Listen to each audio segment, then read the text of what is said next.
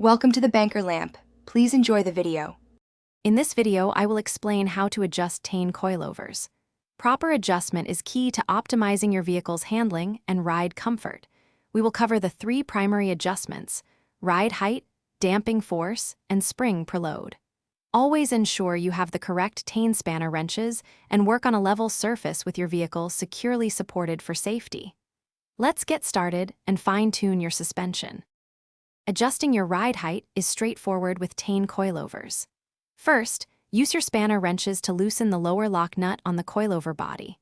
Then, you can rotate the entire coilover body to achieve your desired height. Turning the body clockwise will lower the vehicle, while turning it counterclockwise will raise it. Remember to measure carefully to ensure evenness across your vehicle. Once set, securely tighten the lower lock nut to prevent any movement. Damping force adjustment allows you to fine-tune your ride's stiffness. You'll find the adjustment knob, or clicker, typically located at the top or sometimes the bottom of the shock absorber. Turning this knob clockwise will make your ride stiffer, while turning it counterclockwise will soften it.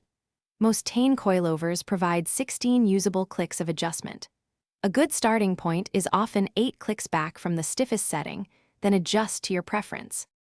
Spring per load is crucial for proper suspension function, but it's often misunderstood.